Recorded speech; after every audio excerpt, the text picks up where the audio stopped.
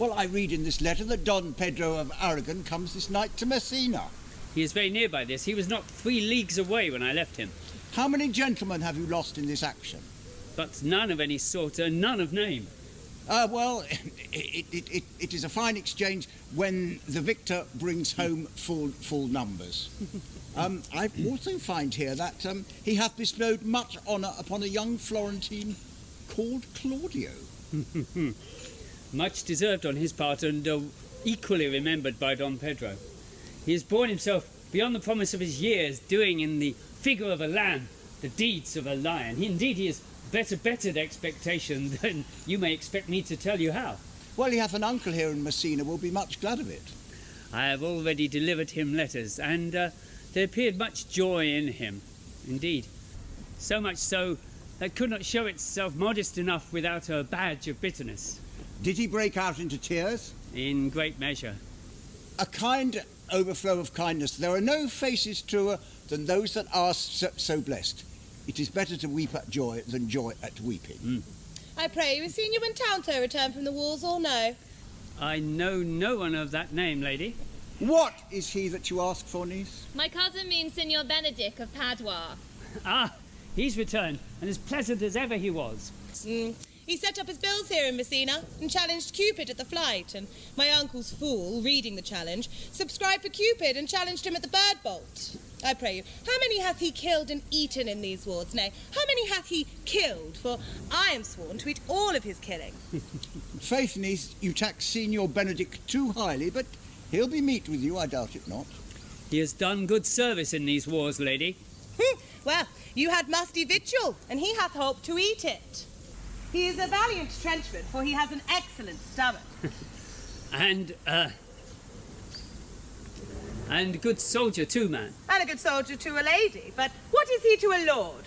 A lord to a lord, a man to a man, stuffed with all honourable virtues. 'Tis true indeed. He is no less than a stuffed man. As for the stuffing, well, we are all mortal.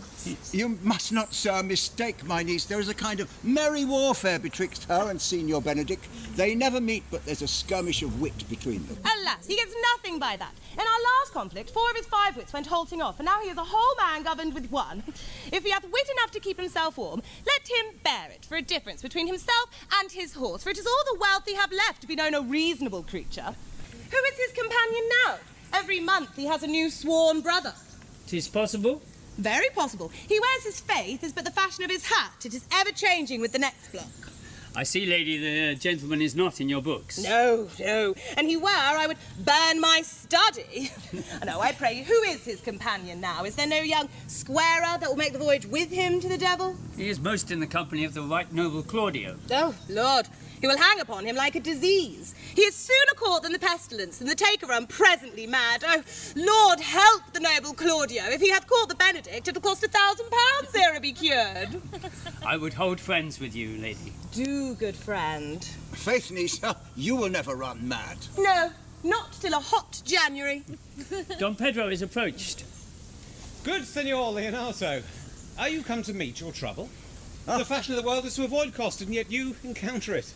Never came trouble to my house in the light of your grace. For trouble being gone, comfort should remain. But when you depart, sorrow abides, and happiness takes his leave. You embrace your charge too willingly. I think this is your daughter. Well, her mother has oftentimes told me so. Were you in doubt, Signor Leonato, that you asked her? No, Signor Benedick, for then you were a child. You have it full, Benedick. We may guess by this what you are, being a man. Truly the lady fathers herself. Be happy, lady, for you are like an honourable father. If Signor Leonato be her father, she would not have his head on her shoulders, for all of Messina as like him as she is. I wondered that you should still be talking, Signor Benedick. Nobody marks you. What, my dear Lady Disdain, are you yet living? 'Tis it possible Disdain should die while she has such meat food to feed it, Signor Benedick? Courtesy itself must convert to disdain if you come in her presence. Then is courtesy a turncoat? For it is true I am loved of all ladies, only you excepted, and I would I had it in my heart had I not a hard heart, for truly I love none. A dear happiness to women. They should otherwise be plagued with a pernicious suitor. I thank God and my cold blood that I'm of your humour for that. I'd rather hear my dog bark at a crow than a man swear he loves me. God keep your ladyship still in that mind, so some gentleman or other shall escape a predestinate scratched face. Scratching could not make it worse. 'Twas such a face as yours were. Well, you are a rare parrot teacher. Better a bird of my tongue than a beast of yours. Well, I would my horse had the speed of your tongue, and so good a continuer, but keep your way in God's name, I have done. Oh, you always end on a jade's trick. I know you of old. That is the sum of all, Leonato.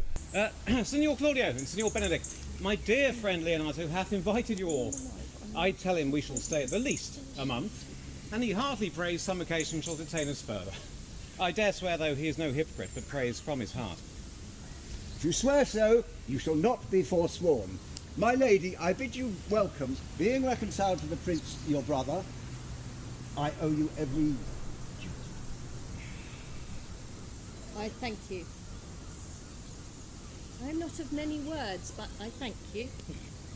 May it please your grace, lead on. Your hand, Leonato, we will go together.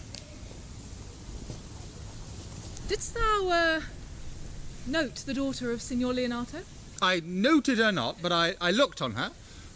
Is she not, a modest young lady? Do you question me as an honest man should do for my simple, true judgment, or do you ask after my custom as a professed tyrant to their sex? No, I pray thee speak in sober judgment. Why, methinks she's too low for a high praise, too brown for a fair praise, and too little for a great praise. Only this commendation can I give her. Were she other than she is, she's not unhandsome, but seeing as she is no other than she is, I do not like her. Thou thinkest I am in sport. I pray thee tell me truly how thou likest her. Would you buy her, that you so inquire after her? Ah, can the world buy such a jewel? Yeah, and a case to put it into. But tell me, speak you this as the flouting jack to tell us Cupid is a rare hair finder, or Vulcan a good carpenter? Come, in what key shall the man take you to go into the song? In mine eye she's the sweetest lady that ever I looked on. But I can see yet without spectacles, and I see no such matter. There's her cousin, and were she not possessed with a fury, she exceeds hero and much in beauty as the 1st of May doth the last of December. But come, tell me, you have no intent to turn husband, I hope? I would scarce trust myself, though I'd sworn the contrary if Hero would be my wife. It's possible, has come to this.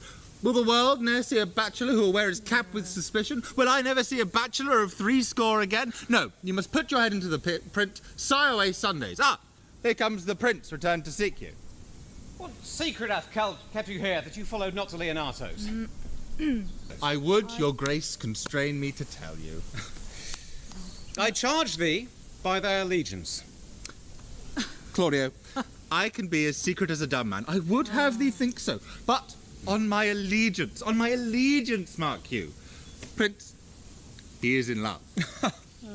With who? Why, this is your grace's part. Mark how short his answer is. With Hero, Leonato's short daughter. If this was so, so were it uttered. 'Tis like the old tale, sir. 'Tis not so, nor 'twas not so, but God forbid it should be so. If my passion change not shortly, God forbid it should be otherwise. Amen. If thou lovest her, for the lady is very well worthy.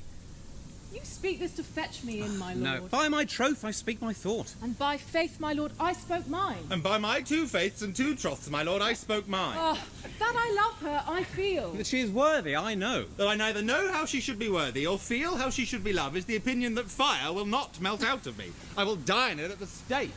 Thou wast ever an obstinate heretic in the despite of beauty. And never could maintain his part, but in the force of his will. That a woman conceived me, I thank her. That she likewise brought me up, I likewise give her most humble thanks. But that I will have my reed-sheet winded in my forehead or my bugle in an invisible baldric, no. All women shall pardon me, because I will not do them the wrong to mistrust any. I will do myself the right to trust none. And the fine is, to which I'll go the finer, I will live a bachelor. I shall see thee, ere I die, look pale with love. With anger, with sickness, or with hunger, my lord, but not with love. Proof, if I ever lose more blood from love than I get again with drinking, pluck out mine eyes with a ballad-maker's pen, and hang me at the door of the brothel house with the sign of blind Cupid. Well, if ever thou dost fall from this faith, that will prove a notable argument. And if I do, hang me in a bottle, like a cat, and shoot at me. And he that hits me, let him be clapped on the shoulder and called Adam. As time shall try. In time, the savage bull doth bear the yoke. The savage bull may, but if ever the sensible Benedick doth, pluck off the bull's horns and set them in my forehead, and let me be vilely painted. As they would say, here a horse to hire, let them signify, here lies Benedick, the married man. If this should ever happen, thou wouldst be horn mad. Nay, if Cupid hath not spent all his quiver in Venice, thou wilt quake for this shortly. I'll look for an earthquake too, then, shall I? Well, you will temporize with the hours. In the meantime, good Signor Benedick, repair to Leonato's, commend me to him, and tell him I shall not fail him at supper, for indeed he hath made great preparation.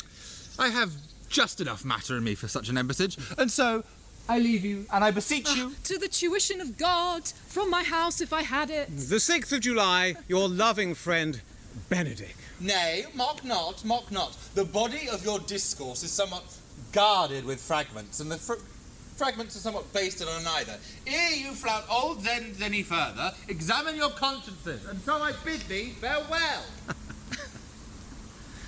My liege, your highness now may do me good. My love is thine to teach.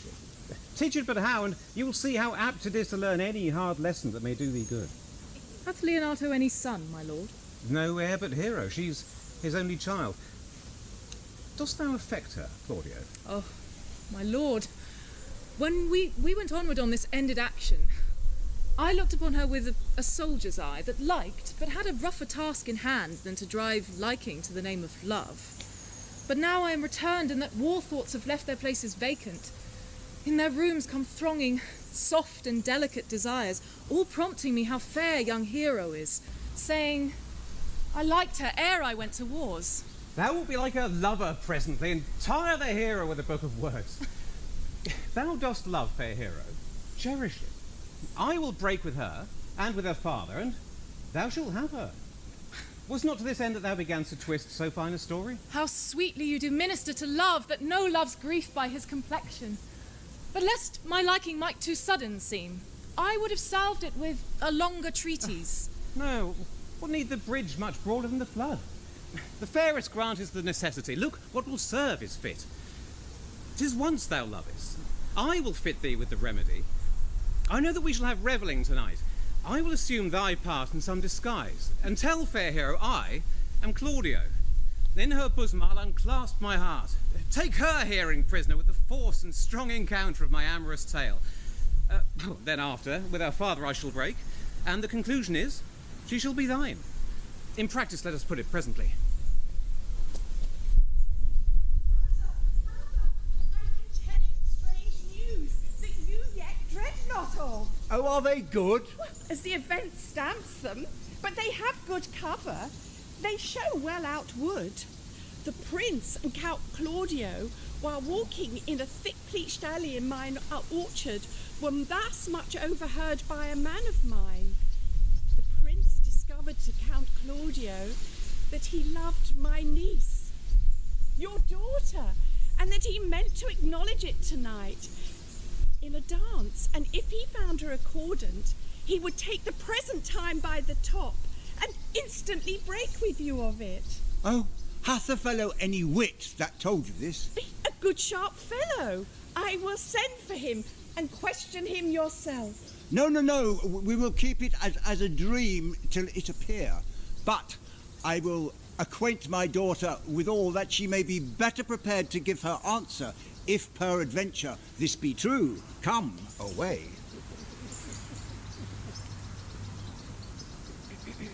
What's a good year, my lady? Why you thus out of measure sad? There is no measure in the occasion that breeds, therefore my sadness is without limit. You should hear reason.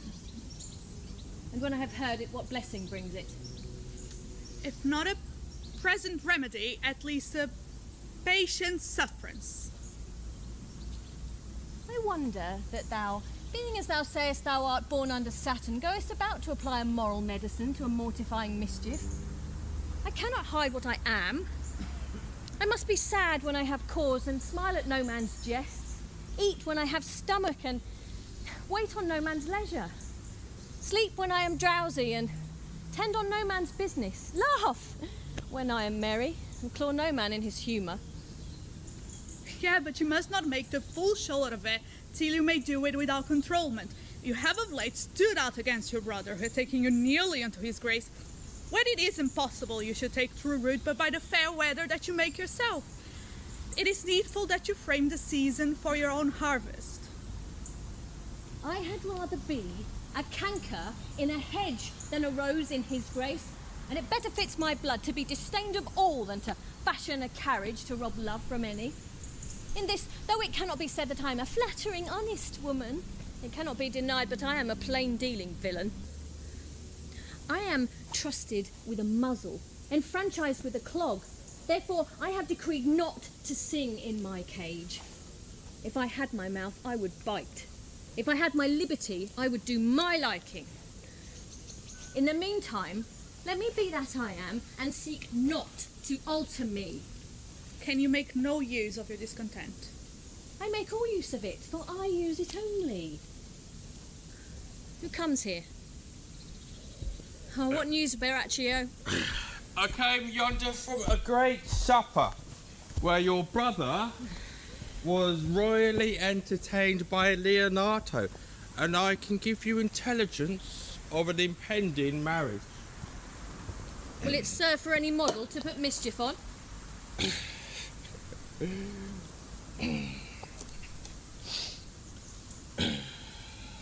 No. Well, maybe. Why, it is your brother's right hand. Who? The most exquisite Claudio? Even he. Proper squire. And who? Which way looks he? On Hero, the daughter and heir of Leonato. Proper March chick. How came you to this? I was mistaken for a perfumer as I smoked a musty room. And then came Don Pedro and Claudio in sad conference. I whipped myself behind the arras, and there I heard it agreed upon that Don Pedro will woo Hero for himself, and having obtained her, give her to Claudio. Come, come. This may prove food to my displeasure. That young start-up hath all the glory of my overthrow. If I can cross him any way, I'll bless myself every way. You are both sure and will assist me? To the death, my lady. Come, let us to the supper. Their cheer is the greater that I am subdued. Would the cook were of my mind. Shall we go prove what's to be done? We wait upon your ladyship. Come.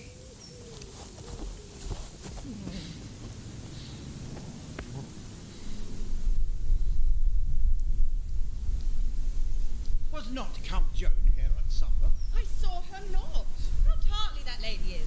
I never can see her, but I am heartburned an hour after. She's of a very melancholy disposition, cousin. He were an excellent man that were made just in the midway between her and Signor Benedick. One is too much like an image and says nothing. The other too much like my lady's eldest son, ever more tattling. Well, then you want half Signor Benedick's tongue in Count Joan's mouth and half Count Joan's melancholy in Signor Benedick's face. Ah, yes, with a good leg and a good foot, uncle, and coin enough in his purse, such a man would win any woman in the world if he could get her goodwill. Well, faith, niece, you will never get thee a husband if thou be so shrewd of thy tongue. In faith, she's too cursed. Nah, too cursed is more than cursed. I shall lessen God's sending that way, for it is said, God sends a cursed cow short horns, and to a cow too cursed, he sends none. So by being too cursed, God will send you no horns. Just. For the which blessing, if he send me no husband, I am upon my knees every morning and evening. Lord, I could not endure a husband with a beard on his face. I'd rather lie in the woolen. Well, you may light upon a husband that hath no beard. And what shall I do with him? Dress him in my apparel and make him my gentle waiting woman? No. He that hath a beard is more than a youth, and he that hath no beard is less than a man. And while he that is more than a youth is not for me, and he that is less than a man, I am not for him. Therefore, I will even take sixpence in Addis of the bear ward and lead his apes into hell. Well then, go you into hell. No, but to the gate. And there the devil will meet me like an old cuckold with horns on his head and say, "Get you to heaven, Beatrice, get you to heaven. Here is no place for you maids." And so I deliver I up my apes and away to St. Peter for the heavens. He'll show me where the bachelors sit. And there we'll live as merry as the day is long. Well, niece, I hope you will honour your father. Well, yes, faith. It is my cousin's duty to make curtsy and say, "Father, as it please you." And for all else, cousin, let him be a handsome fellow, or else make another curtsy and say, "Father, as it please me." Oh, niece, we will one day, I hope to see you fitted with a husband. Not till God make men of some other metal than earth. Would it not grieve a woman to be overmastered by a pierced valiant dust? To make an account of her life to a clod of wayward marl? No, uncle, I'll not. For truly Adam's sons are my kindred, and I hold to sin to match in my brethren. Daughter, remember what I told you. If the prince do solicit you in that kind, you know your answer.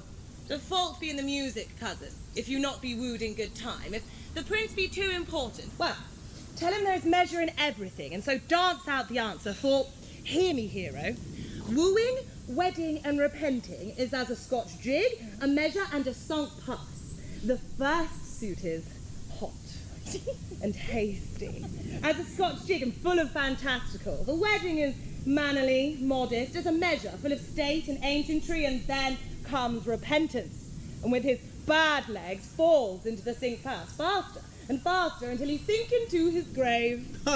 You apprehend passing shrewdly. I have a good eye, uncle. I see a church by daylight.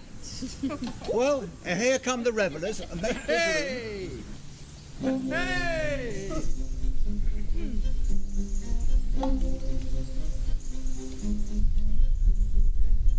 Lady, Hey! will you walk about with your friend? Why? So you can walk softly, look sweetly, and say nothing? Well, I am yours for the walk, especially when I walk away. With me in your company? Well, I may do so when I please.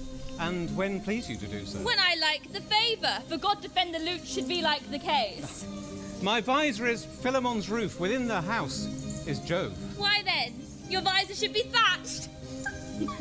Speak low, if you speak love. I wish you did like me. Oh, so would I not, for your own sake, for I have many ill qualities. Which is one. I say my prayers aloud. I love you all the more, and the hearers may cry, Amen. God match me with a good dancer. Amen. And God keep him out of my sight when the dance is done. Answer, clerk. No more words. The clerk is answered. Will you not tell me who told you so? No! Nor will you tell me who you are? Not now. Did Signor Benedick never make you laugh? What's he? Oh, I'm sure you know him well enough. Not I assure you. Truly, did he never make you laugh? No, what is he? Oh, why, he is the prince's jester. A very dull fool, only his gift is in devising impossible slanders. None but libertines delight in him, and his commendation is not in his wit, but in his villainy. For he both pleases men and angers them, and they both laugh at him and beat him. I am sure he is in the fleet. I would had he boarded me. When I know the gentleman, lady, I'll tell him what you say. Do. He'll but break a comparison or two on me, which peradventure, not mocked or laughed at, will strike him into melancholy, and then you'll see, for a partridge ring be saved that night, the fool will eat no supper. We must follow the leaders. In all good things. Nay, if it turn 20 ill, I'll just leave them at the next turning.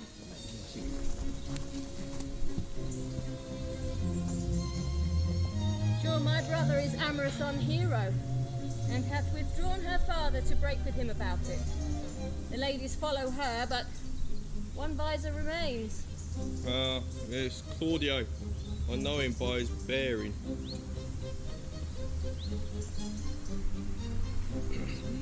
Are not you Senor Benedick?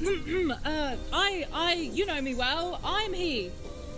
Oh, good senor, you are very near my brother in his love, and he is enamoured on Hero. I do pray you to dissuade him from her. She is not equal for his birth, and you do play the part of an honest man in it.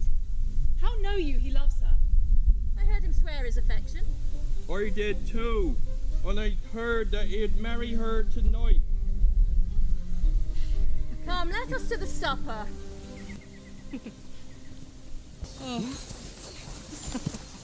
Thus answer I in the name of Benedick, but hear these ill news with the ears of Claudio. 'Tis certain so. The prince woos for himself. Friendship is constant in all other things, save in the office and affairs of love. Therefore, all hearts in love use their own tongues.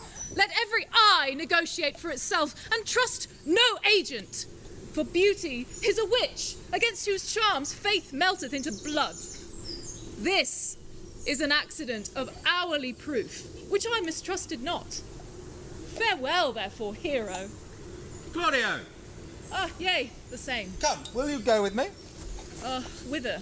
Well, even to the nearest willow county about your own business. Come, in what fashion will you wear the garland of? Around your neck like a usurer's chain, or under your arm like a lieutenant's scarf? Come, you must wear it one way, for the prince hath got your hero. I wish him joy of her. How now, you strike like a drover, he that sells bullocks. Do you think the prince would have served you thus? I pray you leave me. How now, you strike like a blind man. 'Twas the boy that stole your meat, and you'll beat the post. If it will not be, I'll leave you. Alas, poor hurt fowl.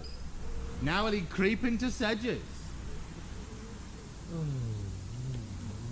Ooh, that my lady Beatrice should know me and not know me. The prince's jester? Ha! It might be that I go by that title because I am merry. Right? No. I am not so ill reputed. It is the base, though bitter disposition of Beatrice that puts the world into her person, and so shows me out. No, I'll be revenged as I may. Now, senor, where's the Count? Did you see him? I found him here as melancholy as a lodge in a warren, and I played the part of Lady Fame. I told him, and I think I told him true, that your grace hath got the will of his good young lady, and I offered him up my company to the nearest willow, to bind him up a garland as to be forsaken, or to wrap him up a rod as worthy to be whipped. To be whipped? What's his fault? Well, the flat transgression of a schoolboy who, having found a bird's nest, shows it to his companion, and he steals it. Will that make trust to transgression? The transgression is in the stealer. Yes, but it's not amiss that the rod had been made, or the garland neither. For the garland he could have worn himself, and the rod he could have bestowed on you, for you, I take it, have stolen his bird's nest. I will but teach them to sing and restore them to the owner. Well, if their singing answer your saying, my lord, you say softly. The Lady Beatrice hath a quarrel to you. The gentleman that danced with her told her she was much wronged by you. Oh, she misused me past the endurance of a block, an oak. An oak, but with one green leaf upon it would have answered her. My very visor began to assume life and scold with her. She told me, not thinking I'd been myself, that I was the prince's jester, your jester, that I was duller than a great Thor. She huddled jest upon jest with such impossible conveyance that I stood like a man at a mark, with a whole army shooting at me. She speaks poniards, and every word stabs. If her breath were as terrible as her terminations, there'd be no living near her. She'd infect the North Star. Anyway, I would not marry her were she endowed with all that Adam had left him before he transgressed. She would have made Hercules himself, turn spit. Yea, and cleft his club in two to make the fire. No. Come, talk not of her. You will find her the infernal eight in great apparel.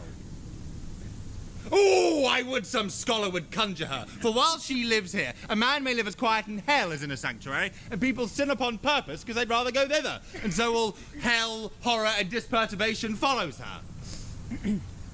Look, here she comes. Oh, my lord, will you not command me now the slightest errand to the world's end? I will do you any quest now to the antipodes you can devise to send me on. I will get you a toothpicker from the furthest reach of Asia, a hair from the great Cham's beard, the the length of Prester John's foot, do you any embassage to the pygmies except to spend 3 words conference with this harpy? You have no employment for me? None. But to desire your good company. Oh, this is a dish I love not. I cannot endure my lady tongue. Come, lady, come. You have lost the heart of Signor Benedick. Ye, your grace. He lent it me a while, and I gave him use for it. A double heart for his single one. Marry, once before he lost it off me with 1 dice, so your grace may very well say that I have lost it. You have put him down, lady. You have put him down. Oh, I would not he should do me, lest I prove the mother of fools. Here, I have brought Count Claudio, whom you bid me to seek. How now, Count? Wherefore art thou sad? Not sad, my lord. How then? Sick? Neither, my lord. The Count is neither sad, nor sick, nor merry, nor well, but civil Count, civil as an orange, and something of that jealous complexion. In faith, lady, I think thy blazon to be true. But I'll be sworn, if it be so, his conceit is false. Claudio, I have wooed in thy name, and fair hero is won. I broke with her father, and his will obtained. Name the day of marriage, may God give thee joy. Count, take of me my daughter, and with her my fortune. His grace hath made the match, and all grace say amen to it. Silence is the perfectest herald of joy.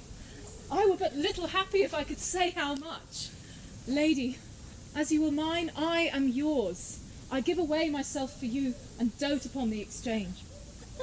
Oh, speak, cousin, and if you cannot, stop his mouth at the kiss, and let not him speak neither.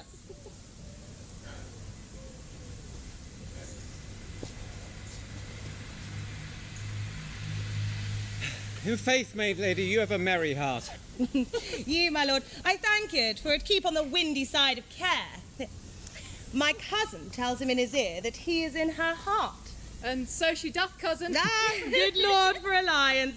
And thus go everyone to the wild bataille, and I am sunburned. I may go sit in a corner and cry, hi-ho, for a husband.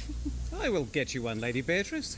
I would rather have one of your father's getting. Have your grace ne'er a brother like you. Your father's got excellent husbands, if a maid could come by them. Will you have me, lady? No, your grace, lest I may have another for the working days. Your grace is far too costly to wear every day. I beseech your grace, pardon me. I was born to speak all mirth and no matter. Your silence most offends me. To be merry best becomes you, for out of the question you were born in a merry hour. Oh, no, sure, my lord. My mother cried, but then a star danced, and under that I was born. Cousins, God give you good. Niece, will you look to those things that I told you of? God cry you mercy, uncle, by your grace's pardon. By my troth, a pleasant-spirited lady. Oh, there's nothing of the melancholy element in her. She is never sad, except when she's asleep, and then not even then. For my daughter hath told me that sometimes she's dreamt of unhappiness, but woken herself with laughing. She cannot endure to hear tell of her husband. Oh, faith, no. She mocks all her wooers out of suit. She were an excellent wife for Benedick. Oh, Lord! My lord, were they but married a week, they would talk themselves mad. County Claudio, when mean you to go to church? Tomorrow, my lord. Time goes on crutches until love have all his rights. Not till Monday, which is hence a 7 nights, and a time too brief to have all things answer my mind. Come, you shake the head at so long a breathing, but I'll warrant thee, Claudio, the time shall not go dully by us. I will, in the interim, undertake one of Hercules' labours, which is to bring Signor Benedick and the Lady Beatrice into a mountain of affection, the one with the other. I would fain have it a match, and I doubt not but to fashion it, if you three will but minister such assistance as I will give thee direction. Well, I am with you if it takes me 10 nights' watchings. And I, my lord. And you too, gentle hero. I would do any modern office to help my cousin to a good husband. And Benedick is not the unhopefullest husband that I know. Thus far can I praise him. He's of a noble strain, of approved valour, and confirmed honesty. I will teach you how to humour your cousin, that she will fall in love with Benedick. And I, with your two helps, will so practise upon Benedick that he, in spite of his quick wit and queasy stomach, will fall in love with Beatrice. If we can do this, Cupid is no longer an archer. His glory shall be ours, for we are the only love gods. Go in with me, and I will tell you my drift.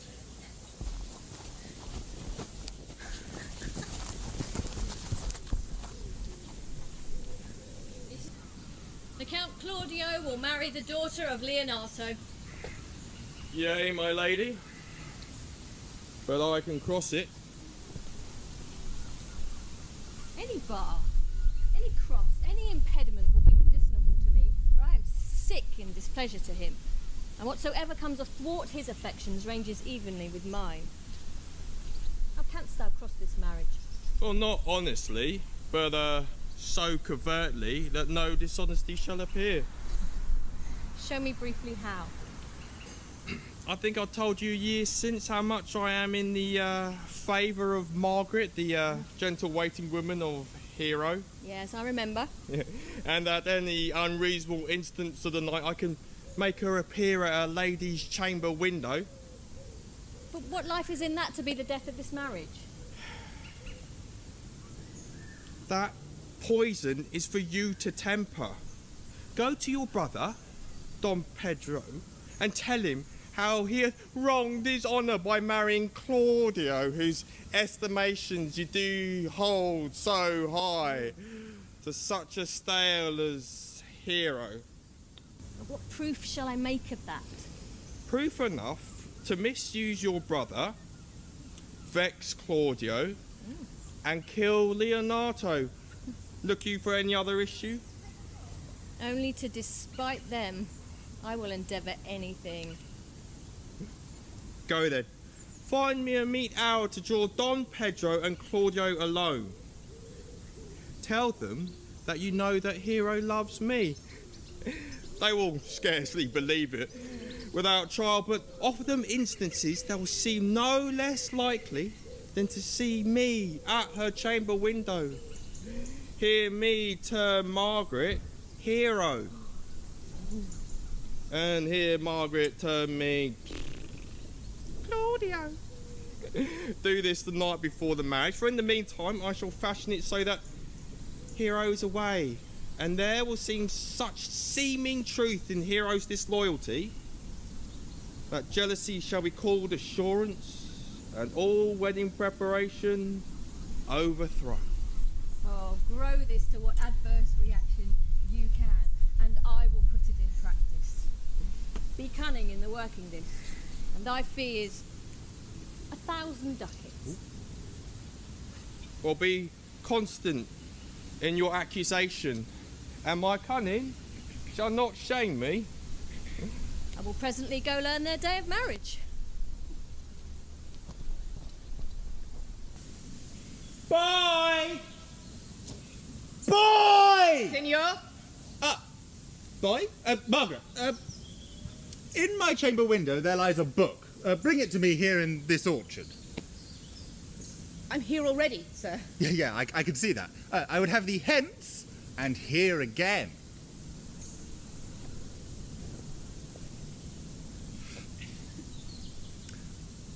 I do so wonder that one man, seeing how much another man is a fool when he gives over his affairs to love, will, after having laughed at such shallow follies in others, become the argument of his own scorn by falling in love.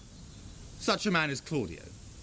I have known when there was no music in him but the drum and the fife, and now he'd rather hear the tabor and the pipe.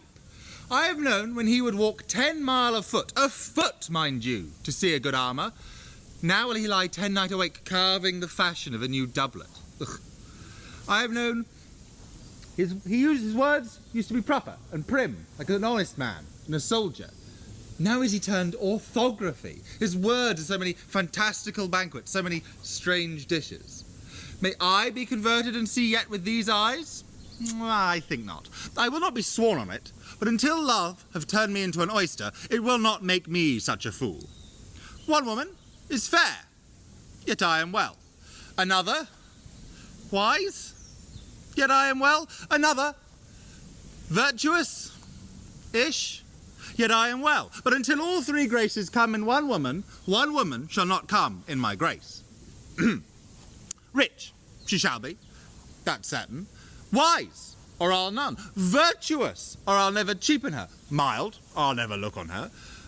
Noble, or not I for an angel. Of good discourse, an excellent musician, and her hair shall be...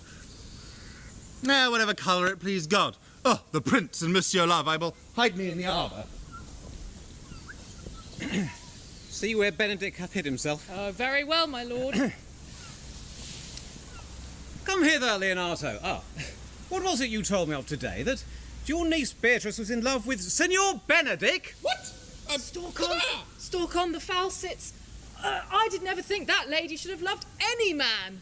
Nor I neither, but 'tis most wondrous that she should so dote on Signor Benedick, whom she hath in all outward behaviours seemed ever to abhor. Is't possible? Sits the wind in that corner? By my troth, I know not what to think, but that she loves him with an infinite affection, it is beyond the infinite of thought. Maybe she doth but counterfeit. Faith, like enough. Oh, never came counterfeit of passion in the life of passion as she discovers it. Why, what effects of passion shows she? Oh, bait the hook well. This fish will bite. What effects, my lord? Why, she will sit you. You heard my daughter tell you how. She did indeed. How? How, pray, tell me. You amaze me. I would have thought her spirit had been invincible against all assaults of affection. I would have sworn it had, especially against Benedick. I should think this a gull, that the white-haired fellow speaks it. Surely such knavery cannot hide itself in such reverence. Oh, you've taken the infection. Hold it up. Hath she made her affection known to Benedick? No, and swears she never will. That's her torment. 'Tis true, 'tis true. So your daughter says. Shall I, says she, that have so oft encountered him with scorn, write to him that I love him? Oh, thus says she when she is beginning to write to him, for she'll be up 20 times a night, and there she will sit in her smock until she have writ a sheet of paper. My daughter tells us all. Now that you mention a sheet of paper, I remember a pretty jest your daughter told us of. Oh, yes, when she had writ it and was reading it, she found Benedick and Beatrice between the sheets. What? That... Ribbit! Oh, she tore the sheet into 1,000 halfpence and railed at herself that she should be immodest, so immodest as to write to someone she knew, would flout her. I judge him by my own spirit. If he should write to me, I would flout him. Yea, though I love him, yet I would. Then down she falls, sobs, beats her heart, tears her praise, curses, oh sweet Benedick, God give me patience. Oh, and my daughter says that the ecstasy hath so overborne her, my daughter is afeard she will do a desperate outrage to herself. It is very true. It were good that Benedick hear of this by some other, if she will not discover it. Oh, to what end? He would make but a sport of it and torment the poor lady worse. No, and he should. It would be in arms to hang him. She's an excellent, sweet lady, and out of all suspicion she is virtuous. And she's exceeding wise. In everything but in loving Benedick. Well, blood and wisdom combating in so tender a frame, you have 10 to 1 proofs that blood hath the victory. I am sorry for her, as I have good cause, being her uncle and her guardian. I would she had bestowed this dotage on me. I would have daffed all other respects and made her half myself. I pray you tell Signor Benedick of it and hear what he will say. What good, think you? Hero says that surely she will die, for she says she will die if he love her not, and she will die ere she make her love known, and she will die if he woo her, rather than she will bate one breath of her accustomed crossness. She doth well. If she should make tender of her love, 'tis very possible he'll scorn it. For the gentleman hath, as you all know, a contemptible spirit. He is a very proper man, though. Oh, he hath indeed a good outward happiness. And before God, in my mind, he's very wise. He doth indeed show some sparks that are like wit. And I take him to be valiant. Oh, as Hector, I assure you. And in the managing of quarrels you may say he is wise, for either he avoids them with great discretion, or he undertakes them with a most Christian-like fear. Oh, if he do fear God, he should keep the peace. But if he do not keep the peace, let him enter into a quarrel with fear And trembling. And so he will. For the man doth fear God, howsoever it may seem not so in him, by way of some large jests he will make. I am sorry for your niece. Shall we go seek Benedick and tell him of her love? Never tell him, my lord. Let her wear it out with good counsel. No, but she might wear her heart out first. Well, we will hear more further from your daughter. Let it cool the while. I love Benedick well, and I would that he would modestly examine himself, so that he might see how little he deserves so good a lady. Let us go to dinner. If he do not dote on her on this, I will never trust my expectation. Let the same net be spread for her, and that must your daughter and her gentlewomen carry. The sport will be when they hold one an opinion of another's dotage, and no such matter. That's the scene I would see, which will be merely a dumb show. Let us send her to call him in to dinner. This can be no trick. This conference was sadly born. They have the truth of it from Hero. They seem to pity the lady. They say her affections have her full bent. Love me? Why, it must be requited. I hear how I am censured. They say I will bear myself proudly rather than show any outward sign of affection. And they say, too, that she would rather die than show any signs of love. I never did think to marry. No. I will requite her. Love on, Beatrice. They say I am proud. Yeah. But they say the lady is fair. 'Tis true, I can reprove it. And virtuous. Well, I cannot disprove that. And wise. Well, except for loving me. No, it is no great addition to her wit, nor no great argument to her folly. But I will be horribly in love with her.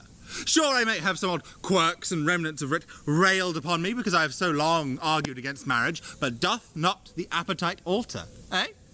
The man loves the meat in his youth that he cannot abide in his old age. Shall these quips and scorns and these paper bullets of the brain awe a man from the career of his humour? No. The world must be peopled. When I said I would die a bachelor, I didn't think I'd live long enough to be married. Ah, here she comes. By this day she's a fair lady. I do spy some marks of love in her. Lady Beatrice! Against my will, I am sent to bid thee come to dinner. I thank you for your pains. I took no pains for these thanks, than pains you would take to thank me. Had it been painful, I would not have come. So you take pleasure in the message, then? Yea, just so much as you might take upon a nice point and choke a door withal. You have no stomachs in your fare you well. Against my will, I am sent to bid thee come in to dinner. There's a double meaning in that. Not that one. Any pains I take for you are as easy as thanks. If I do not love her, I am a villain. If I do not take pity on her, I am a fool. I will go get her picture.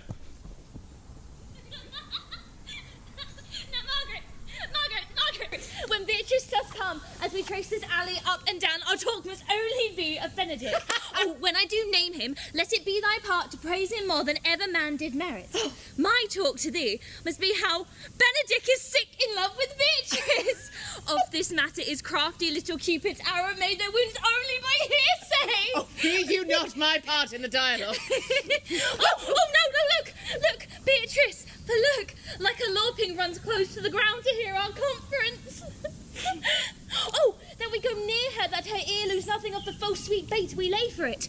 No, truly, Margaret, she is too disdainful. I know her spirits are as coy and as wild as haggards of the rocks. But are you sure that Benedick loves Beatrice so entirely? Well, so says the prince and my new troth lord. And did they bid you tell her of it? Well, they did entice me to acquaint her of it, but I persuaded them, if they love Benedick, to let him wrestle with his affections and never let Beatrice know of it. Oh, why did you so? Doth not the gentleman deserve as full, as fortunate a bed as ever that Beatrice should couch upon? Ah, God of love, I know he doth deserve as much as may be yielded to a man. But nature never framed a woman's heart of prouder stuff than that of Beatrice. Disdain and scorn ride sparkling in her eyes, and her wit values itself so highly, all other matters seem weak. She cannot love, nor take shape, nor project of affection. She's so self-endeared. I think it's so, and therefore certainly it were not good she knew of his love, lest she make sport at it. No. No, not to be at all odds against passions as Beatrice's cannot be commendable. But who dare tell her so? Well, if I should speak, she'd mock me into air. She'd press me to death with wit. Therefore, let Benedick, like covered fire, consume with sighs and waste inwardly. For it were a better death than to die of mocks, which is just as bad as to die with tickling. Tell the lady. See what she shall say. No, rather I'll counsel Benedick to wrestle with his affections, and truly I'll devise some slander to stain my cousin with. One doth not know how much an ill word can empoison liking. No, do not do your cousin such a wrong. She cannot be so much without true judgment, having so swift and excellent a wit as she is prized to have, to refuse so rare a gentleman as Senor Benedick. He is the only man of Italy. Always except my dear Claudio, of course. I pray you be not angry with me, madam, speaking my fancy, but Senor Benedick, for shape, for bearing, argument, and valour, goes foremost in report through Italy. Indeed, he hath an excellent, good name. His excellent hath earned it. He had it. When are you to be married, madam? Tomorrow. Tomorrow! Margaret, come thee. I'll have thy counsel what is best to furnish me for tomorrow. She is limed, I warrant you. We have caught her, madam. If it proves so, loving goes by halves. Some cupids kill with arrows and some with traps. What fire is mine is? Can this be true? Stand I condemned of pride and scorn so much? Contempt, farewell, and maiden pride, adieu. No glory lives on the back of such, and Benedick, love on. I will requite thee, taming my wild heart to thy loving hand, and if thou dost love, then my kindness shall incite thee to bind our love up in a holy band, for others say thou dost deserve, and I believe it, better than reportingly. I do but stay until your marriage be consummate, and then I go toward Aragon. I'll bring you thither, my lord, if you'll vouchsafe me. Nay, that would be as great a soil on the new gloss of your marriage as to show a child his new coat and forbidden to wear it. I will only be bold with Benedick for his company, for from the crown of his head to the sole of his feet, he is all mirth. He hath twice or thrice cut Cupid's bowstring, and the little hangman dare not shoot at him. He hath a heart as sound as a bell, and his tongue is a clapper, for what his heart thinks, his tongue speaks. Gallant, I am not as I have been. So says I, methinks you are sadder. I hope he be in love. Hang him truant. There's no true drop of love in him to be truly in love. If he be sad, he wants money. I have toothache. Draw it. Hang it. You must hang it and draw it afterwards. What, sigh for the toothache? Where is but a humour or a worm? Everyone can master a grief except him that has it. Yet, say I, he is in luck. There is no appearance of fancy in him. Well, unless it be a fancy that he hath for strange disguises. As to be a Frenchman today, a Dutchman tomorrow. Or in the shape of two countries at once. As a German from the hips downwards, all slops. And a Spaniard from the waist upward, no doublet. Unless he hath a fancy for this foolery, as it would appear he hath, he is no fool for fancy, as you would have it appear he is. If he be not in love with some woman, there is no believing the old signs. He brushes his hat of mornings. What should that bode? Hath any man seen him at the barber's? No, but the barber's man hath been seen with him, and the old ornament of his cheeks have already stuffed tennis balls. Yes, indeed he looks younger for the loss of the beard. Thank you. Nay, rubs himself with civet. Can you sniff him out by that? Oh, that's as much as to say the sweet youth's in love. Oh, and the greatest note of it is his melancholy. And when was he wont to wash his face? Ought to paint himself. By the which I hear what they say of him. Nay, but his jesting spirit, which has now crept into a lute string and governed by stops. Does indeed. Tell a heavy tale of him. Conclude, he is in love. Nay, but I know who loves him. Oh, that I would know too. I'll warrant one that knows him not. Yea, and his ill conditions, and in despite of all, dies for him. She shall be buried with her face upwards. You two done? Old Signor, walk aside with me. I have studied some 8 or 9 wise words which these hobby horses must not hear. Oh, to break with him about Beatrice. 'Tis even so. Hero and Margaret have by this played their parts with Beatrice, and so the two bears will not bite one another when they meet. My lord and brother, God save you. Good den, good den. Sister, Your leisure served, I would speak with you. in private. If it please you.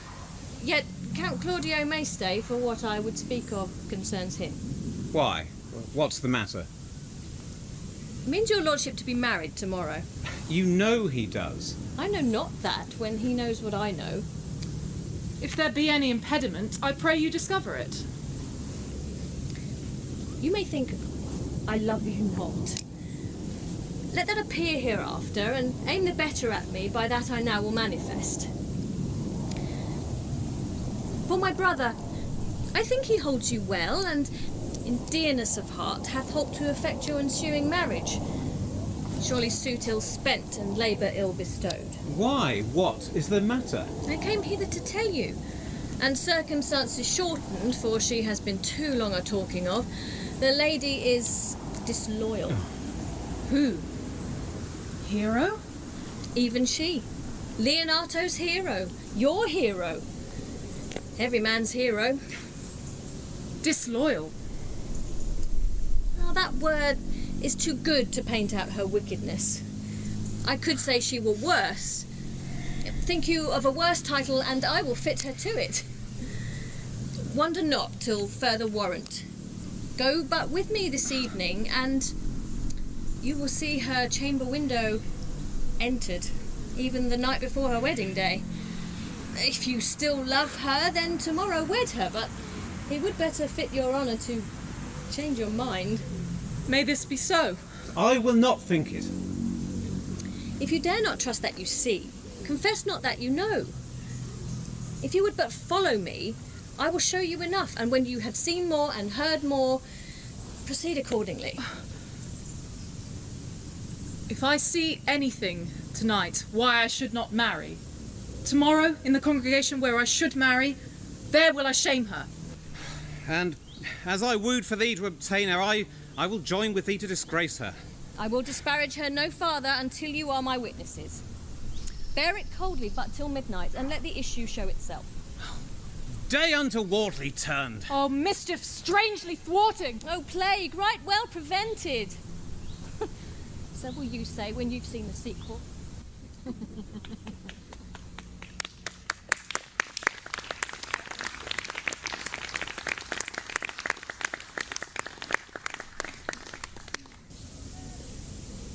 Are you good men and true? Yea, or else for pity they should suffer salvation, body and soul. What? Nay! That were punishment too good for them if they've any allegiance in them, being chosen for the prince's watch. Well, give them their charge, neighbour Dogberry. First, which think you the most desertless to be constable? Hugh O'Cake, sir, or George Seacole, for they can write and read. Come hither, neighbour Seacole. God hath given you a good name. To be well favoured is a gift of fortune, but writing and reading, that comes by nature.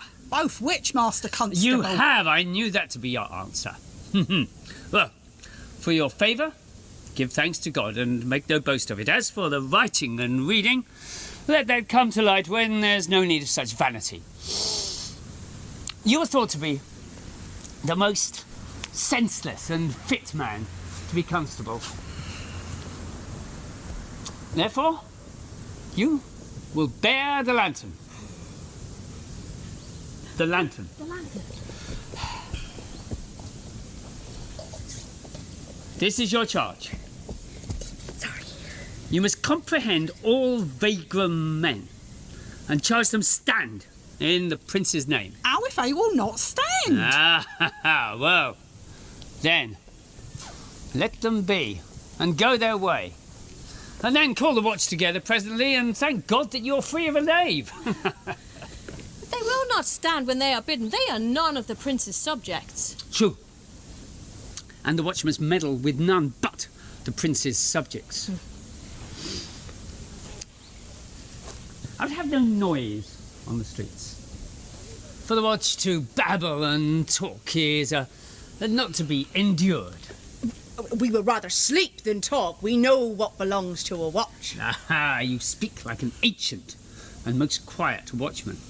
I can't see why sleeping should offend. Only take care lest your bills be stolen.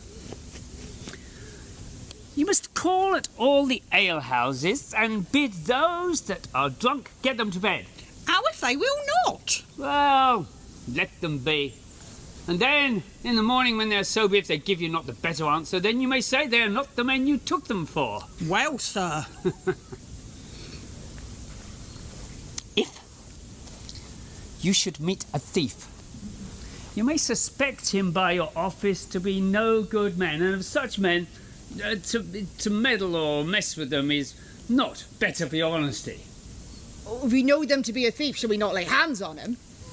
Truly you may by your office, but they that touch pitch shall be defiled. It's more peaceful if you do take a thief to let him show himself what he is and steal away. You have always been called a merciful man, partner. I would not hang a dog by my name, much more a man who has any honesty in him. Why, if you heard a child cry in the night, you must call the nurse and bid her still it. Oh, how if the nurse be asleep and will not hear us? Then go in peace, and let the child wake her himself. For the ewe that will not hear her lamb when it bars shall never answer a calf when it bleats. 'Tis very true. This is the end of your charge. You, constable, are to present the prince's name. If you should meet the prince in the night, you may stay him. Yea, by Our Lady, that I think I cannot. 5 shillings to 1 on to anyone who knows the statutes he may, but only if the prince be willing. For the watch must cause no offence, and it's offence to stay any man against his will. By Our Lady, I think it be so. Masters, good night. If any matter of weight chances, then call up me. Keep your fellow's counsel and your own, and good night. Come, neighbour.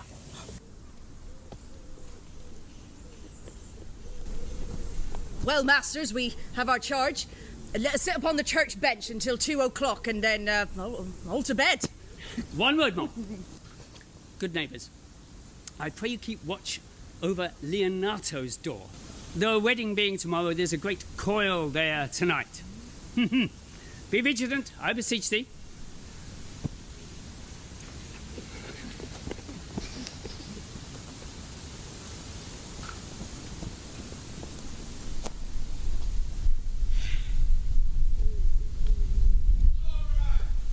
Peace, turn up. Conrade, I say. Here, man. I'm at thy elbow. Ah, mass, my elbow is itch. A scab should follow. I'll thee an answer for that. Oh, Now, forward with thy tale. well, sit thee close, and I will utter all to thee.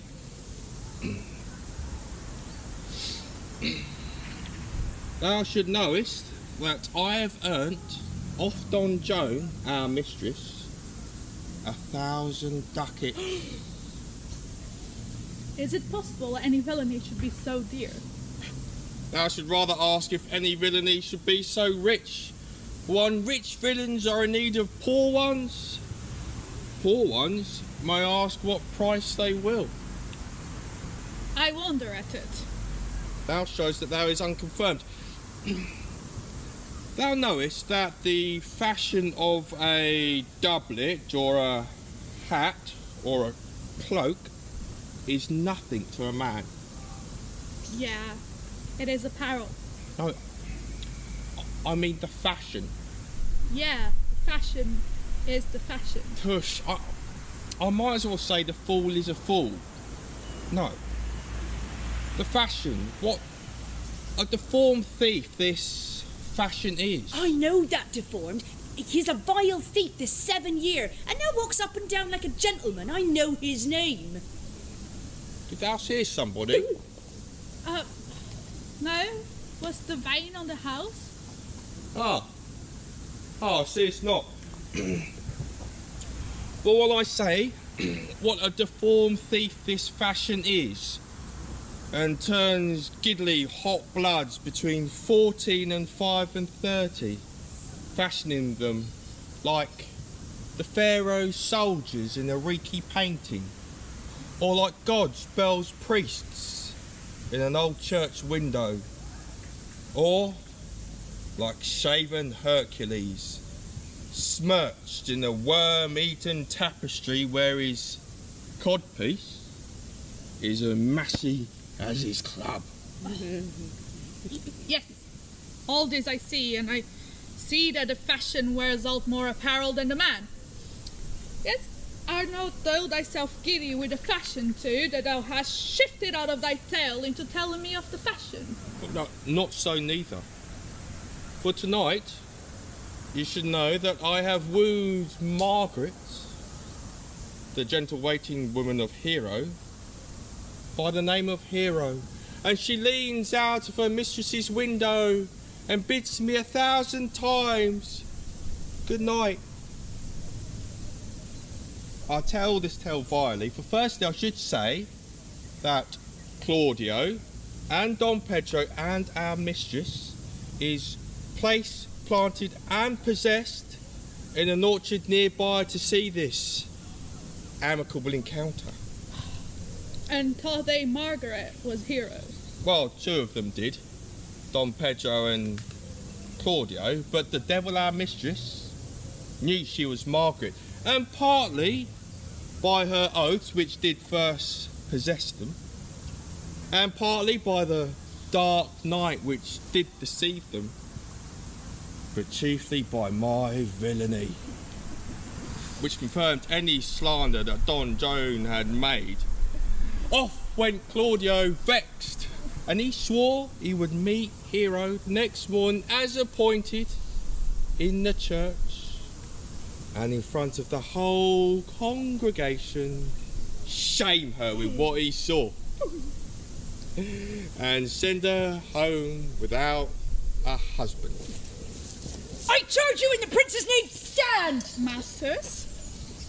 Yeah. We have here recovered the most dangerous piece of lechery that ever was known in the Commonwealth. And that one defiled is one of them. Yeah, I know his name, he wears a lock. Masters. I know you'll be made to bring deformed forth, I warrant you! No, never speak. I charge you to let us obey you to go with us. What commodity we will prove to pay these men's bills? A commodity in question, I warrant you. Yeah. Come, we'll obey you. We're taking you off.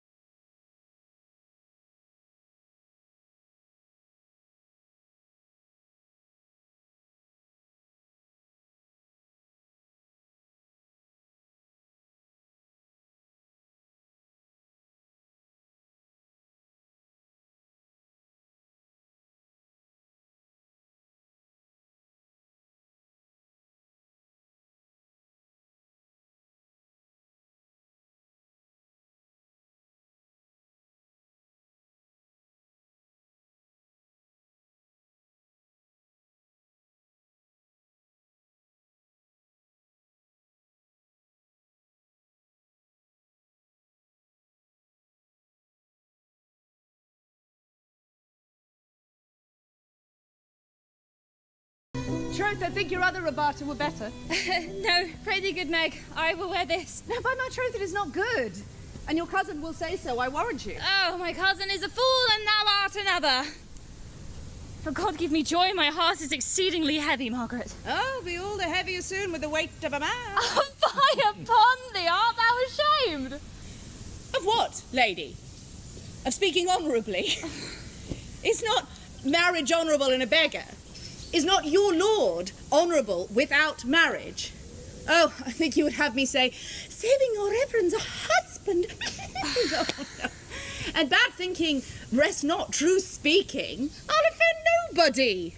But where's the harm in the heavier for a husband, if it be the right husband and the right wife? Else it be light and not heavy. Oh, here comes your Lady Beatrice. She will say so, I warrant you. Oh, well, good morrow, coz.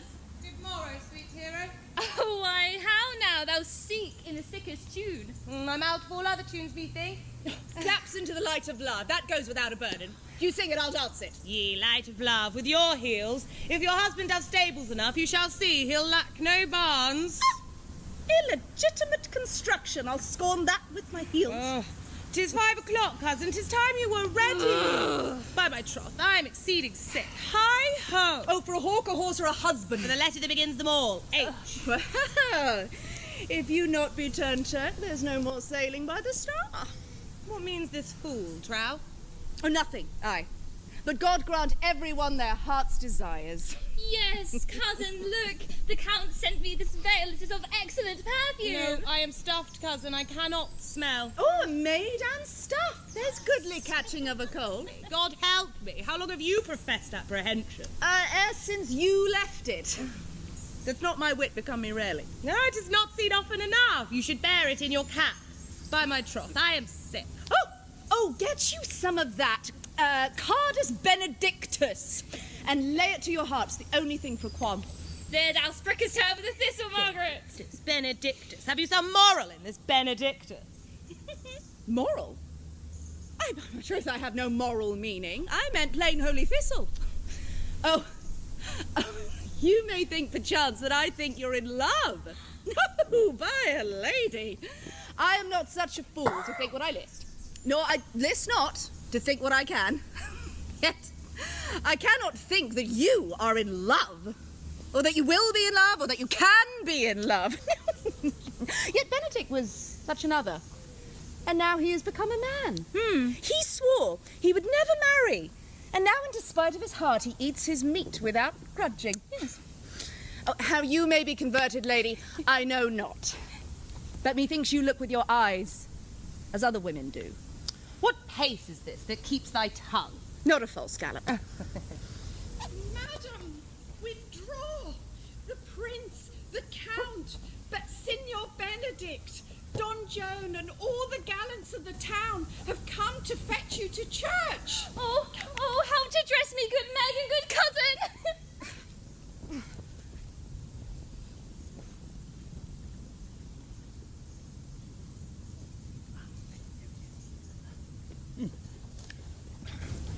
What would you with me, honest neighbour? I would have confidence with you that discerns you nearly. Brief, I pray you, for you see it is a busy time with me. Mary, this it is, sir. Yes, in truth it is, sir. What is it, my good friend? Goodman Verges. He speaks a little off the matter. An old man, sir, his wits are not as blunt as Godfrey. I would they were, but as honest as the skin between his brows. Yes, I thank God that I am as honest as any man living, be he an old man, and no honester than I. Comparisons are odorous. Palabras, neighbour Verges. Neighbours, you are tedious. Oh, it pleases your worship to say so. We are but poor duke's officers, but for my own part, if I was as tedious as a king, I would gladly bestow it on your worship. All thy tediousness on me, huh? Oh, and £12,000 more than 'tis, for I hear as good an exclamation of your worship as any man in the city, and though I be a poor man, I am glad to hear it. I would fain know what it is you want to tell me. Marry, our watch tonight accepting your worship's presence, have taken a couple of his errant knaves as in Messina. A good old man, sir. He will be talking, as they say, when the age is in, the wit is out. Well spoke. Well spoke. God's a good man, and two men ride of a horse, one must ride behind. Yeah, a faithful soul as ever broke bread. But God be blessed, all men are not alike. No, Well, poor neighbour. Indeed, neighbour, he comes too short with you. Gifts God gives. I must leave you. One word more, sir.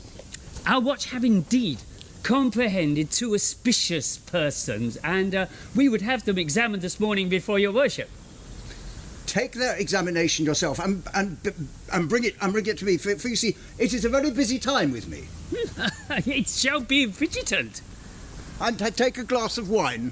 My lord, they say to give your daughter to her husband. Well, I am ready. I'm sure the Friar's ready too. Go, partner. Go get George Seacole, bid him bring his pen and inkhorn to the jail, for we to examination these men. We must do it wisely. We will spare for no wit. Here's... That will drive some of them to a non-com. Only get the learned writer to write down our excommunication and meet me at the jail.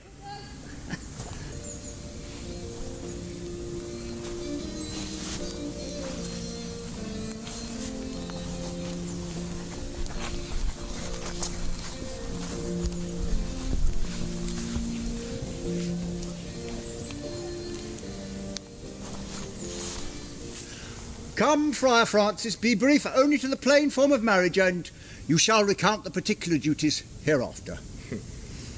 Do you come hither, Lord, to marry this lady? No. To be married to her, Friar, you come to marry. Do you, lady, come hither to marry this count? I do. If either of you know of any inward impediment why ye should not be conjoined, then on your souls I charge thee to utter it. Know you any hero? None, my lord. Know you any count? But I dare make his answer, none. Stand thee by, Friar. Father, by your leave, will you with free and unconstrained soul give me this maid your daughter? As freely, son, as God did give her me.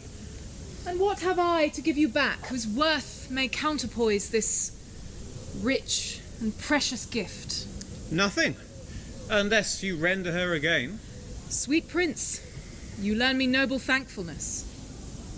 There, Leonato, take her back again. Give not this rotten orange to your friend. She's but the sign and semblance of her honour. Behold how like a maid she blushes here. Oh, what authority and show of truth can cunning sin cover itself withal? Comes not that blood as modest evidence to witness simple virtue? Would you not swear, all you that see her, that she were a maid by these exterior shows? For she is none. She knows the heat of a luxurious bed. Her blush is guiltiness, not modesty. What do you mean, my lord? Not to be married. Not to knit my soul to an approved wanton. Oh, if your own proof you have vanquished the resistance of her youth, made defeat of her virginity. I know what you would say. If I had known her, you would say she did embrace me as a husband and so extenuate the forehand sin. No, Leonato, I never tempted her with word too large, but as a brother to his sister, showed bashful sincerity and comely love. Have I seemed otherwise to you? Sweet. Out on thee, seeming. I will write against it. You seem to me as Diane in her orb, as chaste as is the bud ere it be blown, but you are more intemperate in your blood than Venus, or those pampered animals that rage in savage sensuality. Is my lord so unwell that he does speak so wide to me? Sweet prince, why speak not you? What should I speak? I stand dishonoured, that have gone about to link my dear friend to a common stale. Are these things spoken, or do I but dream? Sir, they are spoken, and these things are true. This looks not like a nuptial. True, oh God! Leonato, stand I here? Is this the prince? Is this the prince's sister? Is this face Hero's? Are our eyes our own? All this is so, but what of this, my lord? Let me but move one question to your daughter, and by that fatherly, kindly power that you have in her, bid her answer truly. I charge the answer, as thou art my child.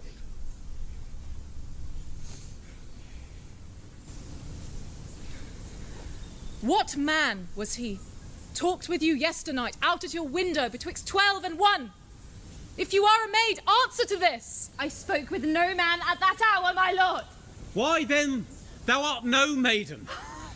Leonato, I am sorry you must hear, but upon my word, myself, my sister, and this grieved count did see her, hear her, at that hour last night talk with a ruffian at her chamber window, who, most like a liberal villain, hath confessed the vile encounters they have had 1,000 times before. Fie! They must not be named, my lord, must not be spoke of. There is not chastity enough in language without offence to utter them. Thus, pretty lady, I am sorry for thy much misgovernment. Oh, hero! What a hero hadst thou been if half thy outward graces had been placed about thy thoughts and counsels of thy heart. But fare thee well, most foul, most fair! Farewell, thou pure impiety and impious purity! For thee I'll lock up all the gates of love, and on my eyelids shall conjecture hang, to turn all beauty into thoughts of harm, and never shall it more be gracious. Hath no man's dagger here a point for me? Cousin, wherefore sink you down? Come, let us go. These things brought thus to light smother her spirits up.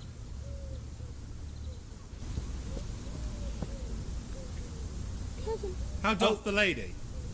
Dead, I think. O fate, take not away thy heavy hand. Death is the fairest cover for her shame that may be wished for. Oh. Dost thou look up? Wherefore should she not look up? Wherefore? Why should not every earthly thing cry shame upon her? Could she here deny the story that is printed in her blood? Do not live, hero. Do not ope thine eyes. I had not thought thou would so quickly die. Thought I thy spirit stronger than thy shame. Myself would on the rearward of reproach strike at thy life. Grieved I had but one. Chid I for that at frugal nature's frame. Oh, won too much by thee. Why had I won? Why ever wast thou noble in mine eye? Why had I not with charitable hand took up a beggar's issue at my gates, who smirched thus and mired in infamy? I might have said, no part of this is mine. But mine I loved, and mine I praised, and mine that I was fond of, mine so much that I myself was to myself not mine. Therefore valuing of her, why she is fallen into a pit of ink that the wide sea hath not sufficient drops to make her clean again, and salt too little, which may season give to her foul tainted flesh.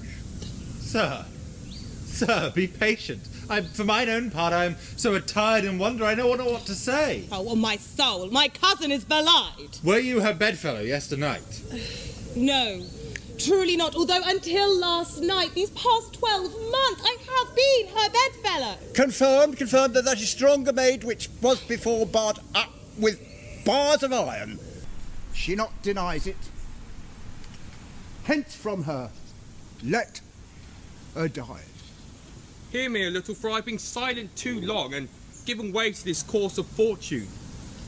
By noting of the lady, I can see that 1,000 blushing apparitions start across her face, and 1,000 shames of angel whiteness beat away those blushes. If she not lie innocent here, then it is under some biting error. She not denies it. Why seek you to cover with excuse that which appears in proper nakedness. Lady, who is he that you are accused of? They that do accuse me know. I know none. If ever man that I met the maiden modesty doth warrant, then let all of my sins lack mercy. Oh, my father, prove you that I met with man at any hour of meat, or refuse me, hate me, and torture me to death. There is some misprism in the princes. 2 of them have the bent of honour. If their wisdoms be misled in us, the practice lies in Joan, the bastard, whose spirit toils in the frame of villainy. I know not. If they speak but truth of her, these hands shall tear her. If they wrong her honour, the proudest of them shall yet well hear of it.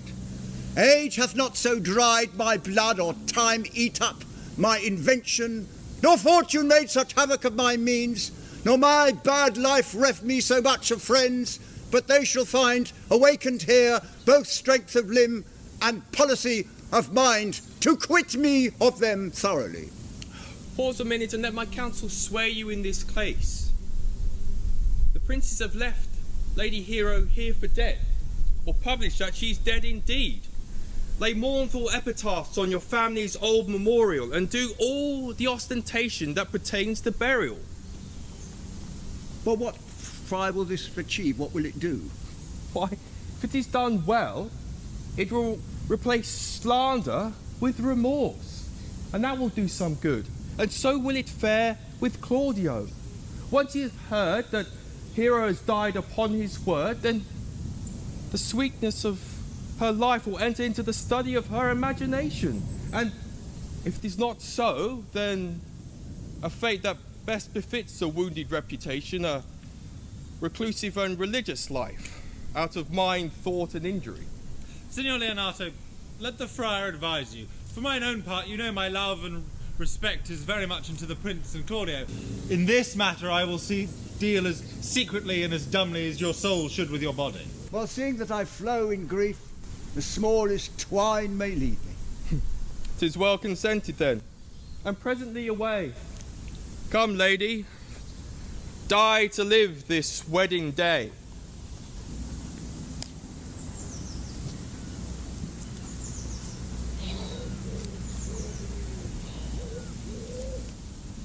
Lady Beatrice, have you wept all this while?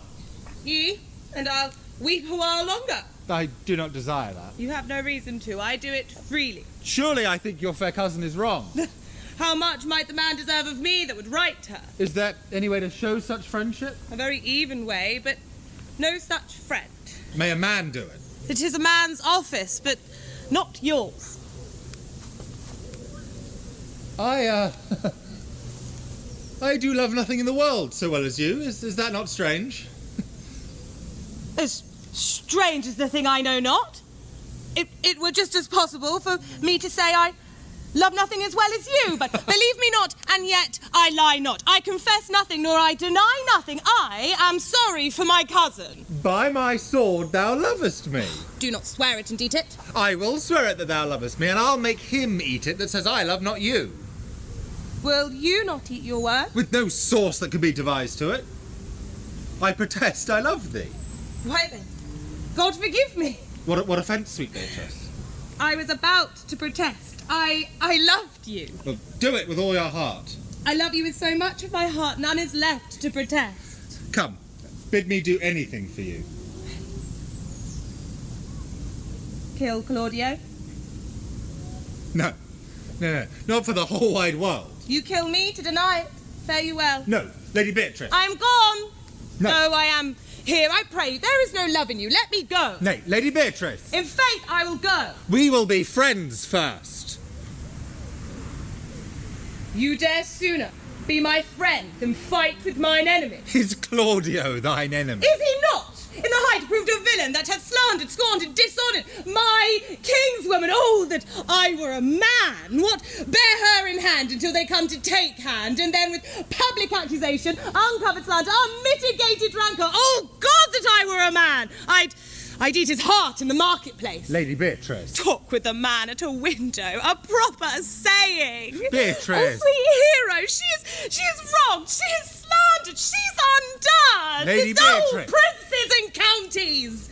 A princely testimony, a goodly count confect, a sweet gallant. Surely, what I were a man for his sake, or had any such friend be a man for my sake. But manhood is melted into courtesies, valour into compliment, and men turn only into tongues and trim ones too. He is as valiant as Hercules that only tells a lie and swears it. I cannot be a man for wishing, therefore I will die a woman with grieving.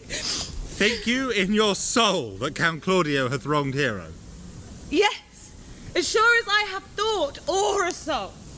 Enough, I'm engaged. I will kiss your hand, and so I will depart. I shall challenge Claudio, and by this hand he shall render me a dear account. Go, comfort your cousin. I must say she is dead, but as you go, so think on me. The whole assembly appeared.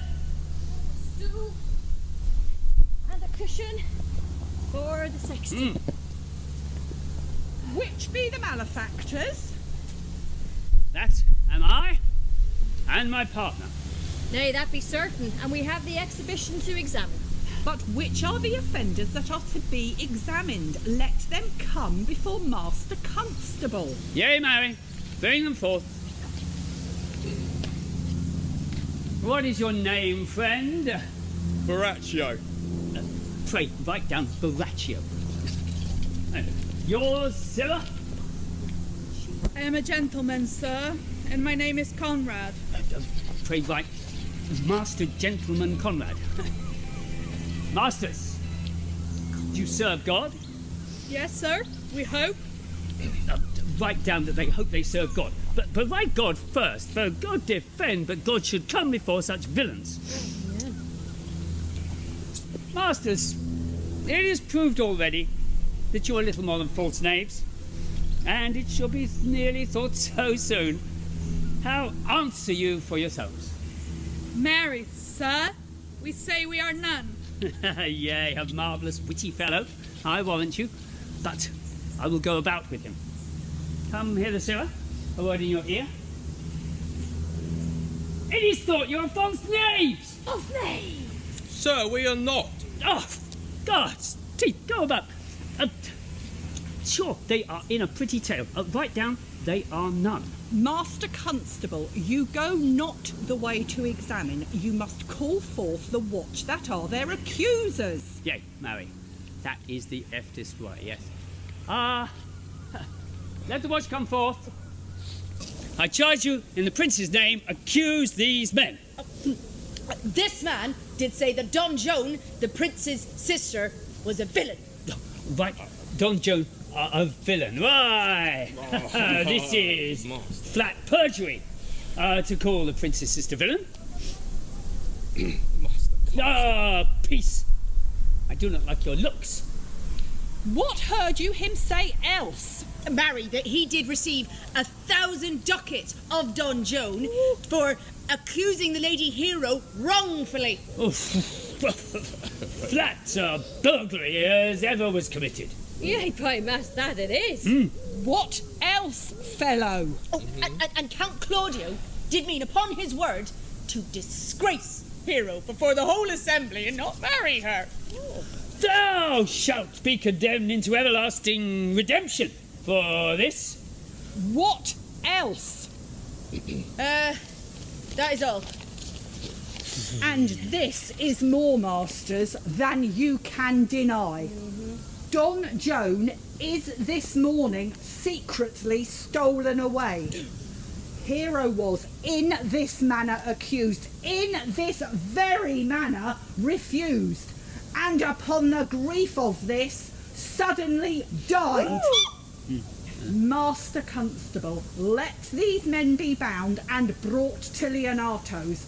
I will go before and show him their examination. Let them be opinioned. Let them be in the hands of... Come! Oh, where is the sexton? Let him write down the prince's office of coxcomb, you naughty boy. You are an ass! You are an ass! Dost thou not suspect my place? Dost thou not suspect my office? Oh, that he were here to write me down an ass. Masters, remember, I am an ass. Though it be not writ down, forget not that I am an ass. Oh, villain, thou art full of piety, shall be proved by honest witness soon. But I am a wise man, and what's more, an officer, and what's more, a householder, and what's more, a pretty piece of flesh as any in Messina. Oh, and one that knows the law. Go to. Oh, and a fellow rich enough, go to. Oh, and a fellow that's had losses, and one that has 2 gowns, and everything handsome about him. Take them away.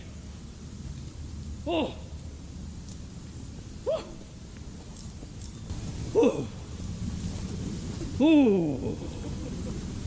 That I have been writ down an ass. I'm just meaning. Go on thus, you will kill yourself. And 'tis not wisdom to second grief against yourself. I pray thee, cease thy counsel, which falls into my ears as profitless as water in a sieve. Give not me counsel, nor let no comforter delight mine ear, but such a one whose wrongs do suit with mine. Find me a father who so loved his child, his joy in her was overwhelmed like mine. Bid him speak of patience, measure his woe, the length and breadth of mine, and let it answer every strain for strain, as thus for thus, and such a grief for such, in every lineament, branch, shape, and form.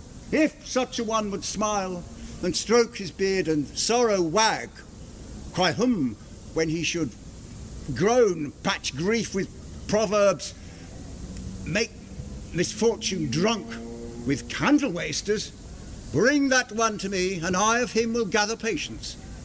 But there is no such one, for sister men do counsel and give comfort to that grief that they themselves not feel, but tasting it, their counsel turns to passion, which before would give preceptual medicine to rage, fetter strong madness in a silken thread, charm ache with air, and agony with words. No, 'tis all men's office to give comfort to those that wring under the load of sorrow, but no man's virtue nor sufficiency to be so moral when he shall endure the like himself. Therefore, give not me counsel. My griefs speak louder than advertisement. Therein do men from children nothing differ. I pray thee peace. I will be flesh and blood, for there was never yet philosopher that could endure the toothache patiently, however they have writ the style of gods and made a pitch at chance and suffering. But bend not all the harm against yourself. Let those that do offend you suffer too. There, thou speakest reason. I will do so. My soul doth tell me Hero was belied, and that shall Claudio know, and the princes, and all of them that thus dishonour her. Oh, here come the prince and Count Claudio hastily. Good den. Good day to both of you. Well, we hear you, lords. We have some haste, Leonato. Oh, you are in haste. Well, fare you well, my lord. Are you so hasty now? Well, all is one. Do not quarrel with us, good old man. Oh, if he could right himself with quarrelling, some of us would lie low. Who wrongs him? Marry, thou dost. Thou dissembler, thou. Nay, put not thy hand upon thy sword. I fear thee not. Marry, beshrew my hand if it should give your age such cause of fear. In faith, my hand meant nothing to my sword. Tush, man, never fleer nor jest at me. I speak not as a dotard or a fool, as under privilege of age to brag what I have done being young, or what would do were I not old. No, Claudio, to thy head, thou hast wronged my innocent child and me, and I am forced to lay my reverence by, and with grey hairs do challenge thee to trial of a man. Thou hast belied my innocent child, the slander hast gone through and through her heart, and she lies buried in a tomb with her ancestors, where scandal never slept, save that caused by thy villainy. My villainy? Thine, I say. You say not right, old man. I'll have it on his body if he dares despite his nice fence, his active practice, his bloom of youth, his may of lustihood. Away! I will not have to do with you. Do not daff me. Thou hast killed my child, and if you kill me, you'll kill a man. He shall kill the two of us, and men indeed. But 'tis no matter. Win me, wear me, let him answer me. Come, boy, come, follow me. Come, sir boy, come, follow me. Sister. Sir boy, come, I'll whip you off your foining fence. Nay, as a gentlewoman I will. God, Sister Antonia. God knows I love my niece, and she is dead, slandered to death by villains that dare to answer a woman indeed, as I dare take a serpent by the tongue. Boys, apes, braggarts, jacks, millsops. Sister. I know them well, and what they weigh to the utmost scruple. And they're scrambling, out-facing, fashion-monging boys that lie and cog and clout, go antically, show outward hideousness, and often speak from half a dozen dangerous words, how they would kill their enemies if they durst. But 'tis no matter. Don't you meddle in this. Let me deal with this. Gentlemen, both, we will not wake your patience. My heart is sorry for your daughter's death, but upon my honour, she was charged with nothing but what was true and very full of proof. My lord, I do protest. I will not hear you. I will be heard. Come, sister, away. Shall, or some of us will smart for it. See, here comes the man we went to seek. Oh, Signor, what news? Welcome, Signor. You are almost come to part almost a fray. We had liked to have had our two noses almost snapped off by two old men without teeth. Leonato and his sister. What thinkst thou? In a false quarrel, my lord, there is no true valour, but I came to seek you both. Well, we have been up and down to seek thee, for we are high-proof melancholy and would fain have it beaten away. Would thou use thy wit? It is in my scabbard. Shall I draw it? What, dost thou keep thy wit by thy side? Oh, never any did so, though very many have been beside their wit. I will bid thee draw, as we do the minstrels. Draw to pleasure us. As I am an honest man, I think he looks pale. Art thou sick or angry? What? Courage, man! What though care killed a cat? Thou hast mettle enough in thee to kill care. I pray you, choose another subject. Oh, nay, then give him another staff. This last was broke cross. By this light he changes more and more. I think he'll be angry indeed. If he be, he knows how to turn his girdle. Claudio, a word. God bless me from a challenge. You are a villain. I jest not. I will make good how you dare, with what you dare, and where you dare. Let me hear from you, or I shall subscribe you a coward. You have killed a sweet innocent lady, and her death shall fall heavy upon you. Come, let me hear from you.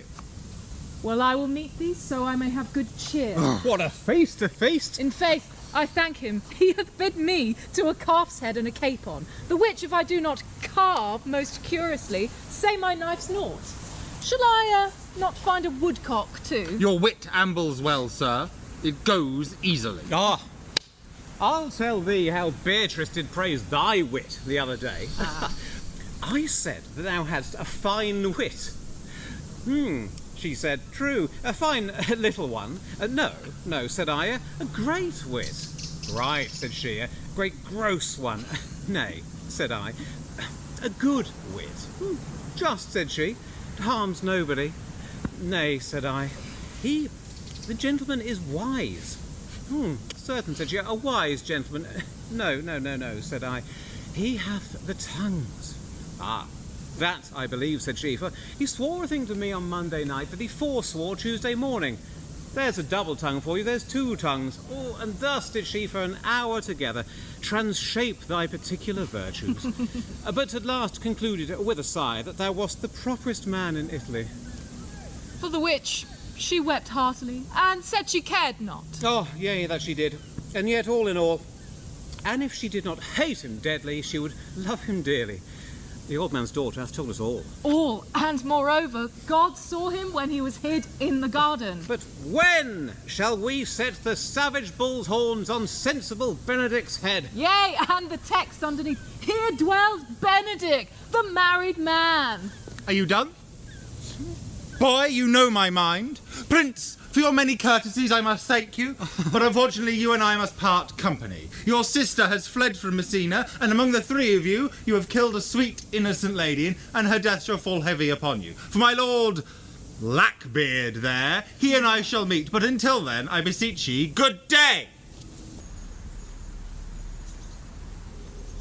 He is in earnest. In most profound earnest. And I'll warrant you for the love of Beatrice. And hath challenged thee. Most sincerely. What a thing a man is when he goes in doublet and hose and leaves off his wits. Well, then is he a giant to an ape? But then is an ape a doctor to such a man? But, soft you, let me be. Pluck up, heart, and be sad. Did he not say my sister was fled? Come, sir. If justice cannot tame you, she ne'er shall weigh more reasons on her scales. And you accursing hypocrite, you shall be looked to. How now? Two of my sister's men bound, Borachio one. Hearken after their offence, my lord. Officer, what offence have these men done? Now, sir, they have committed false report. Moreover, they have spoken untruths. Secondarily, they are slanders. Sixthly, and lastly, they have belied a lady. Thirdly, they have justified untrue things. And, in conclusion, they are lying knaves. First, I ask thee what they have done. Thirdly, I ask thee what's their offence. Sixth and lastly, why they are committed. And, to conclude, what you lay to their charge.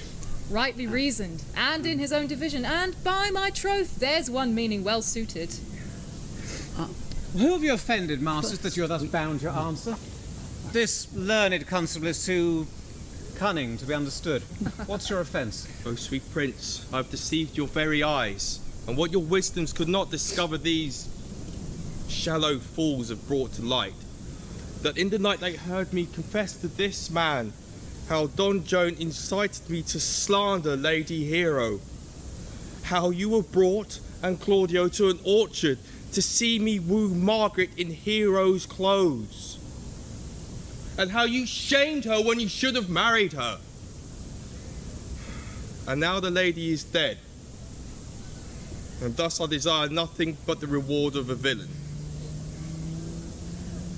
Runs not this speech like iron through your blood? I have drunk poison whilst he uttered it. But did my sister set you onto this? Aye, and paid me richly for it. She is composed and framed of treachery, and fled she is upon this villainy. Oh, Hero! Now thy image doth appear in that rare semblance that I loved it first. By this time, our sexton will have reformed Signor Leonato of the matter. And masters, do not forget, when time and place shall serve, that I am an ass. Here comes Signor Leonato, and the sexton too.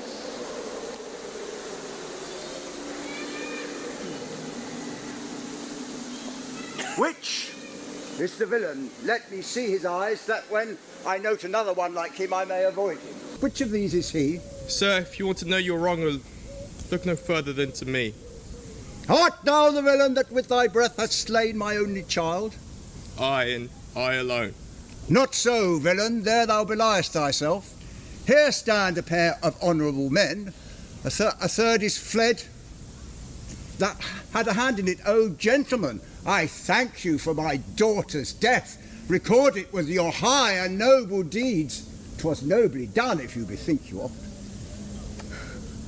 I know not how to pray your patience, yet I must speak. Choose your revenge yourself. Impose me to what penance your invention can lay upon my sin.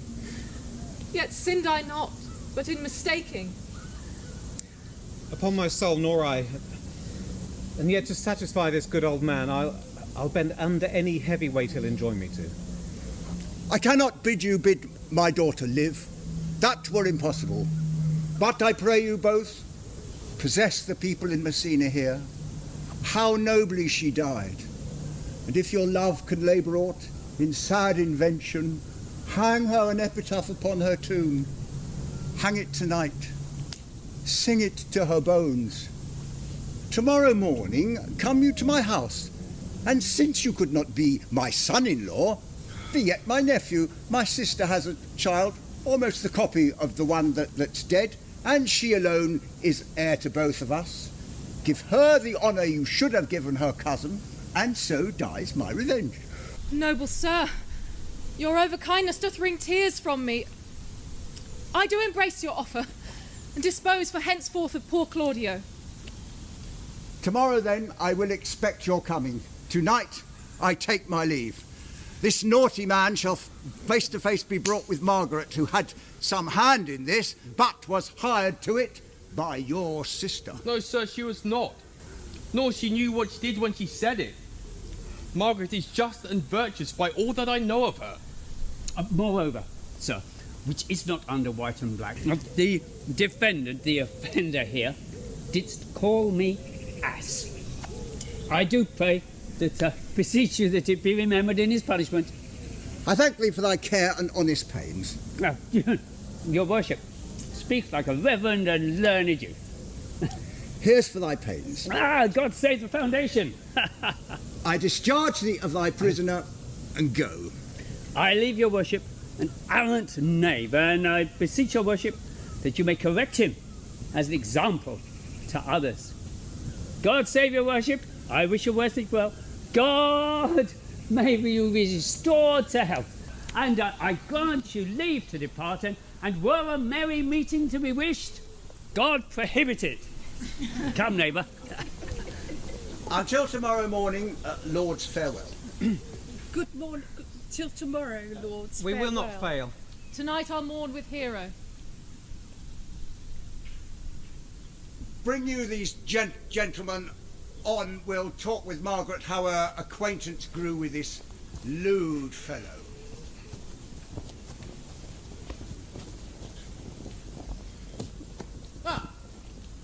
Sweet Mistress Margaret, do well in mine esteem by helping me fashion the sonnet to Beatrice. Will you then write me a sonnet in praise of my beauty? In so high a style, Margaret, that no man living shall come over it.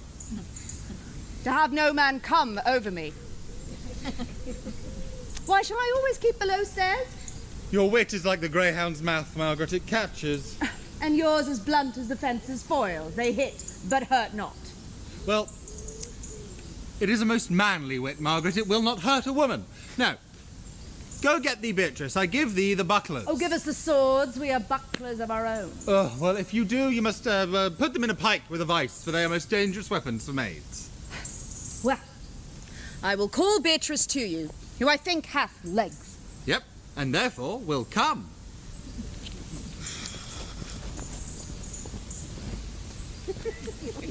She really is the worst. There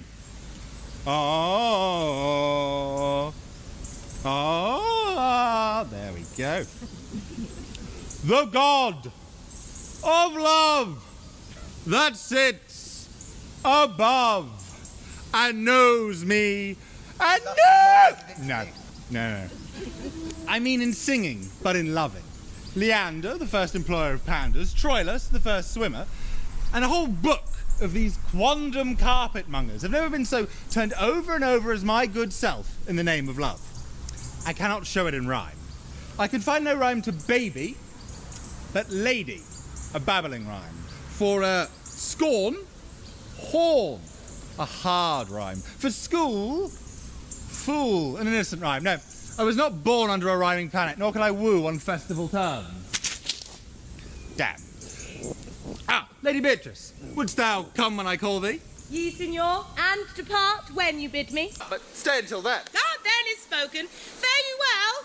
There I go. Let me go with that which I came, which is knowing what hath passed between you and Claudio.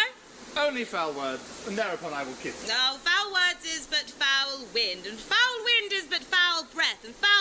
is noisome. Therefore I will depart and kiss. You have frighted my words right out of their sense, so forcible is thy wit, but I'll tell thee plainly. Claudio undergoes my challenge, and either I shall hear from him, or I shall subscribe him a coward. But come, tell me, for which of my bad parts did thou first fall in love with me? For all of them together, which maintain so politic a state of evil that they do admit no good part to intermingle with them. But for which of my good parts did thou first suffer love for me? Suffer love? Well, that's a good epithet, for truly I do suffer love against my will. Against thy heart, methinks, alas, poor heart. If you spite it for my sake, I'll spite it for yours, for I will never love that which my friend hates. Thou and I are too wise to woo peaceably, Beatrice. It appears not in this confession. There is not one wise man in 20 who will praise himself. An old instance, Beatrice, that lived in the time of good neighbours. If a man do not erect his own tomb ere he die, well, he lives no longer than the widow wails or the bell rings. How long is that, think you? Question. Why, an hour in clamour and a quart in room. Therefore, it is most expedient for Don Worm to examine his conscience for trumpeting his own values, unlike myself praising myself, for I am praiseworthy. But tell me, how doth your cousin? Very ill. And how doth you? Very ill too. Well, serve God, love me and men, for here comes one in haste. Madam, you must come to your uncle's house. Yonder's old coil at home. It is proved my lady hero is wrongfully accused. The prince and Claudio mightily abused. And Don Joan is the author of all and is fed and gone.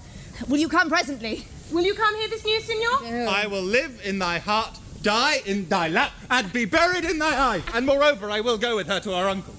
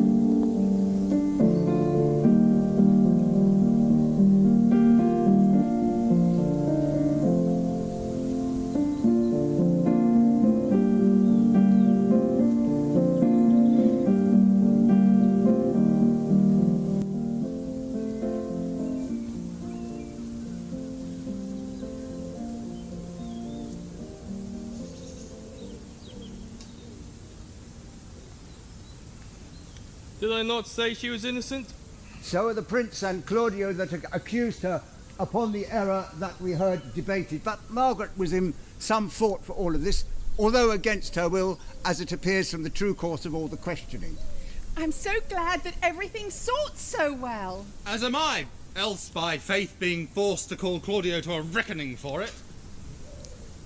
Well, daughter, and you gentlewomen all, withdraw into a chamber by yourself, and when I send for you, come hither masked. The prince and Claudio have promised by this hour to wait upon me here. Sister, you know your duty. You must be mother to your brother's daughter and give her to young Claudio. Which I will do with confirmed countenance. Friar, I must entreat your pains, methinks. To do what, signor? To, bind me, or undo me, one of them. Signor Leonato, it is true that your niece regards me with an eye of favour. An eye of favour which my daughter lent her. Right. And I do with an eye of love requite her. The sight whereof I think you had from me the prince and Claudio. But what's your will? Your answer, sir, is enigmatical, but my will is to stand today with your goodwill, again with my goodwill, in the state of honourable marriage, in which I desire your help, Friar. My heart is with your liking. And with my help. And here come the two princes now. Oh. Good morrow to this fair assembly. Good morrow, Prince. Good morrow, Claudio. Are you yet determined to marry with my sister's daughter? I'll hold my mind. Was she a heliotrope? Well, call them on. Tomorrow, Benedick. Why, what's the matter that you have such a February face? So full of frost, storms and cloudiness. I think he thinks upon the savage bull. Hush, fear not, man. We'll tip thy horns with gold. Oh, which is the lady I must seize upon? This is the same as she. I do give you to her. Why then, she's mine. Sweet, let me see your face. No, that you shall not till you take her hand before this friar and swear to marry her. Give me your hands. Before this holy friar, I am your husband, if you like of me. And when I lived, I was your other wife. And when you loved, you were my other husband. Another hero? Nothing certainer. One hero died defiled, but as sure as I am alive today, I am certainly a maid. The former hero. Hero that is dead. Yes, she died, but whilst the slander lived. Well, all this amazement I can qualify. And come to the chapel, and we shall conclude these marriage rites. Soft and fair, Friar. Which of the ladies is Beatrice? I answer to that name. What is your will? Do you not love me? No. No more than reason. Well, then your uncle and the Prince and Claudio are deceived, for they said you did. Do you not love me? No more than reason. Why then, my cousin and Margaret are deceived, for they did swear you did. They said you were sick for me. Well, they said you were well nigh dead for me. Fine, so you don't love me? No. Good. Not in friendly recompense. Oh, come, cousin, I am sure you love the gentleman. I'll be sworn upon it that he does.